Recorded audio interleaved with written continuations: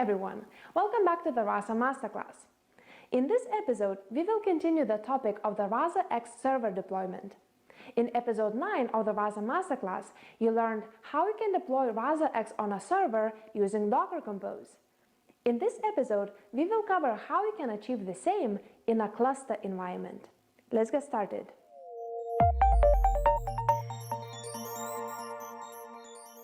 At the moment, there are two ways to deploy Rasa X on a server, using Docker Compose or using Kubernetes or OpenShift.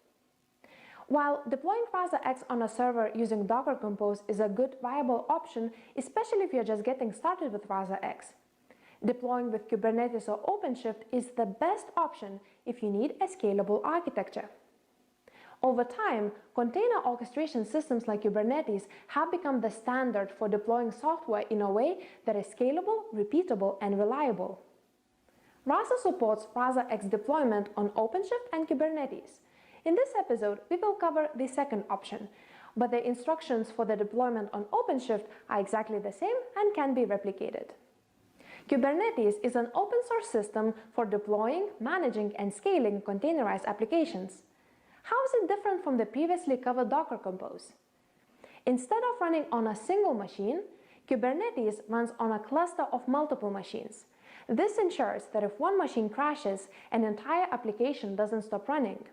In addition to that, running an application on a cluster of multiple machines provides more computing power and scalability. An easy way to manage, configure, and install applications on Kubernetes is using Helm. Helm is a package manager which defines applications and their logical components in so-called charts. In simple words, a Helm chart is a blueprint for your application which defines what containers you need and how they should run. Rasa X comes as an open source Helm chart as well, and this is exactly what we will use to show you how you can deploy Rasa X in a cluster environment. First of all, we need a cluster to install Rasa X on. We chose Google Kubernetes Engine as a cluster provider, but you can use other providers as well. For example, DigitalOcean, Microsoft Azure, Amazon Elastic Kubernetes Service, and others. The cluster type depends on your application, but for setting up Rasa X for the first time, we recommend using a standard cluster with the latest default version. You can change the location zone and the machine type, as well as other configurations. We will go with the default configuration values for most of them. Click Create, and in a few minutes, a cluster should be set up. You can connect to your cluster using a Cloud Shell or a command line on a local machine. We will go with the second option.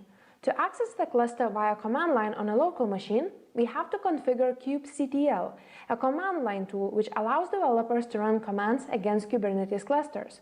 For this to work, we need Google Cloud SDK installed and configured on our machine. Once connected to the cluster, let's check that Helm is installed. At the point of making this video, it is required to have Helm not earlier than version 3. The easiest way to check that Helm is installed and what version it is by typing Helm version. If Helm is installed, you should see the version of Helm installed on your cluster. Otherwise, you will likely get an error message stating that Helm is not a recognized command. If Helm CLI is not installed on your machine, you can do that by running the command brew install Helm. Now let's add Rasa X chart repository to Helm. This makes sure that we can fetch the open source Rasa X Helm chart by the time we are installing it.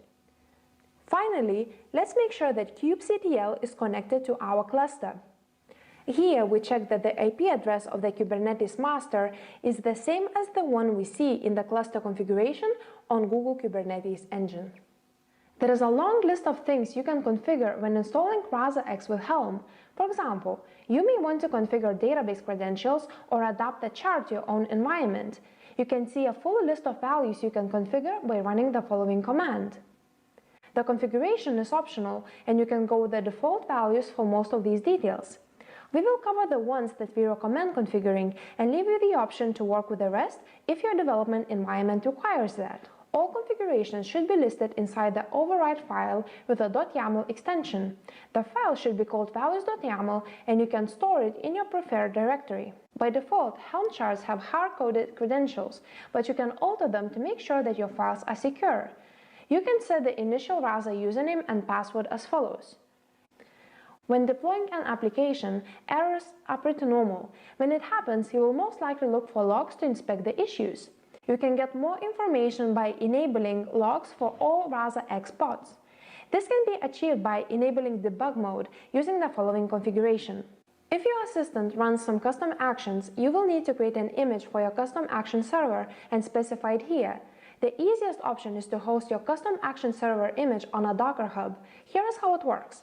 First, create a directory for your custom action. This can be done anywhere on your local machine.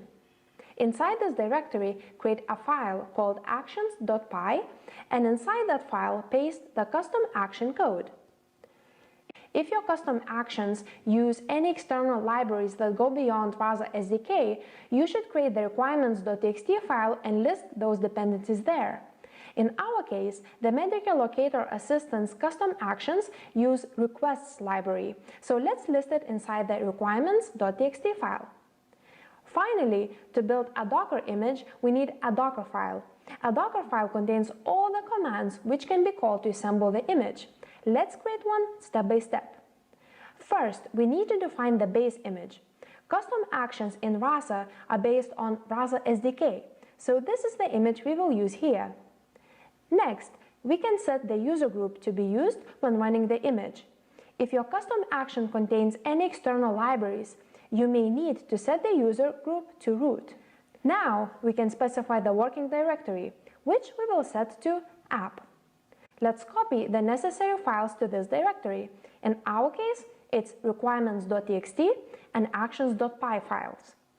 Now we can tell what commands should be executed for the custom action server to be spinned up. First, the necessary dependencies should be installed, which can be achieved by running the following command. Once that's done, we should be good to spin up the custom action server by referencing the module of our custom action as a parameter. Since we have the actions.py file in our working directory, all we have to do is reference the module name, which in our case is actions. Lastly, let's reset the user permissions to default. Save the file and you are ready to build the Docker image. This can be achieved by running the following command. Here, the dot means that Docker should look for a Docker file in our current directory, while T flag allows us to tag the image. Here, you should tag the image using the following format: your Docker Hub username, / your Docker image name of your choice, column, tag name of your choice. Once the image is built, we can very quickly test it by running it and referencing the image ID. As you can see, our custom action is running, so we are good to push the image to Docker Hub. To push the image, run the following command: docker push and reference the full name of your image. Once the process is done, the image should be available on the Docker Hub, and we can reference it inside the values.yaml file of our Rasa X deployment. Here, the name stands for the name of your image, and tag stands for the tag of your image. This assumes that your Docker image on Docker Hub is public, but if you have it private, you can configure the SSH keys to make it accessible to the Rasa X. You can find the instructions on how to achieve that on Rasa documentation. There are plenty of other configurations you can add to the values.yaml file, but the ones above are the most necessary. Let's save the file and get ready for the deployment. We recommend installing Rasa X in a separate namespace. To create a new namespace, run the following command. Here, Rasa X Cube is the name of the namespace that we chose. Now let's update the repo and install the application using the following command. Here we have to update two parameters: the name of our namespace, which is Rasa X Cube, and the path to our values.yaml file, which in our case is the same as our working directory. Once the process is done, let's check that everything runs as expected. First, let's check the status of our pods. You can do that by running the following command. All pods should be up and running. If some of the pods are restarting or pending or have errors, you can investigate it deeper by accessing the logs of a specific pod. So for example, this is how we can access Rasa X pod logs. And that's it. Rasa X is running on a Kubernetes cluster. Let's connect to the Rasa X on our browser. For that, we have to find the IP address to the service. We can do that by running the following command. Here, we are looking for a load balancer service, which, as you can see, has an external IP address. If exposing public IP doesn't work, I would recommend checking out the docs of the cluster provider. Once we point to the IP address of our Nginx load balancer service, we should be prompted to the Rasa X login page. Once Rasa X is successfully running on a cluster, the next step should be connecting your Rasa assistant to it by leveraging integrated version control feature, just like we covered in episode 9 of the Rasa Masterclass. From here, you should keep iterating on your assistant to make it ready to be shared with real testers and later on with real users. We also highly recommend configuring SSL and DNS for your server to make sure that you can connect your assistant to external channels. You can learn more about this process in the Rasa documentation as well as episode 11 of the Rasa Masterclass. There are multiple ways to deploy Rasa X on a server, and we are working hard to make the process as simple as possible. What is your experience with deploying Rasa X on a server so far? Let us know about it in the comments below, or drop us a message at support@rasa.com if you have any issues, and we will help you along the way. Until next time.